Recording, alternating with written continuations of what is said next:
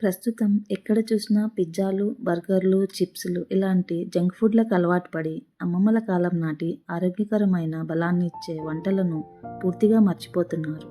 అప్పుడప్పుడైనా ఇలాంటి ట్రెడిషనల్ రెసిపీస్‌ని పిల్లలకు అలవాటు చేయండి. లేకపోతే ఇలాంటి వంటలన్నీ అంతరించిపోతాయేమో అని అప్పుడప్పుడు అనిపిస్తూ ఉంటుంది.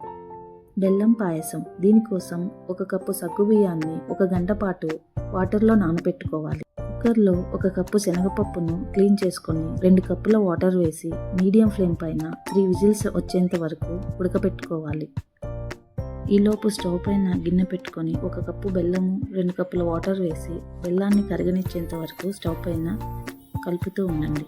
జస్ట్ బెల్లం కరిగిన తర్వాత కరిగిన బెల్లం సిరప్ని వడగట్టుకొని ఒక గిన్నెలోకి తీసుకోండి. ఈలోపు శనగపప్పు ఉడికిపోతుంది. ఉడికిన శనగపప్పులోకి బెల్లం సిరప్ను వేయండి. శనగపప్పును బెల్లం సిరప్లో ఒక 10 నిమిషాల పాటు ఉడికించుకోవాలి. ఈలోపు గంట పాటు నానబెట్టుకున్న సగ్గుబియ్యంలోకి 2 కప్పుల పాలు పోసి బాగా ఉడకనివ్వాలి. సగ్గుబియ్యము అడుగంటనివ్వకుండా మధ్యలో కలుపుతూ ఉండాలి. సగ్గుబియ్యాన్ని పూర్తిగా మెత్తగా ఉడకపెట్టకుండా సగ్గుబియ్యం ట్రాన్స్పరెంట్గా అయ్యేంత వరకు ఉడకపెడితే సరిపోతుంది. చూసారు కదా, ఇక్కడ సగ్గుబియ్యం ట్రాన్స్పరెంట్గా కనపడుతుంది. ఈ స్టేజ్లోనే సగ్గుబియ్యము పాల మిశ్రమాన్ని ఉడుకుతున్న శనగపప్పు బెల్లం మిశ్రమంలో కలిపేసుకోవాలి. దీన్ని ఒకసారి అలా కలుపుకొని ఈ స్టేజ్లోనే 4-5 యాలకులను ఇలా కచ్చపచ్చగా దంచుకొని అందులో వేసుకోవాలి.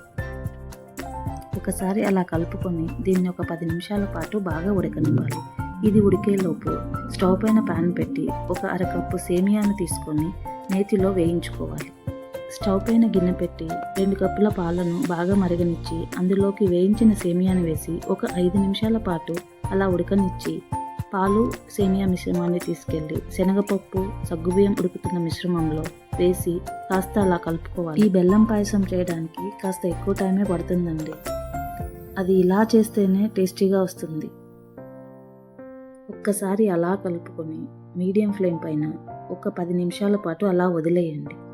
ఈ కన్సిస్టెన్సీ వచ్చేంత వరకు స్టవ్ పైన ఉంచి చూసారా, కరెక్ట్గా ఈ కన్సిస్టెన్సీ వచ్చినప్పుడు స్టవ్ ఆఫ్ చేయండి.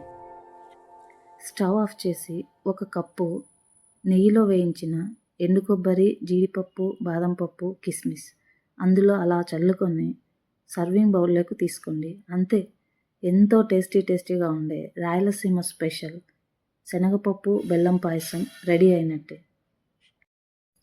మా చిన్నప్పుడు రాయలసీమలో ఎటువంటి ఫంక్షన్లు జరిగినా అందులో మస్ట్ అండ్ షుడ్ ఉండే స్వీట్ రెసిపీ ఏదైనా ఉంది అంటే అది ఈ బెల్లం పాయసమేనండి. తినే ముందు 1 స్పూన్ నెయ్యి అలా వేసుకొని తిన్నారంటే ఎవరైనా ఈ రెసిపీకి ఫ్యాన్ అయిపోవాల్సిందంతే.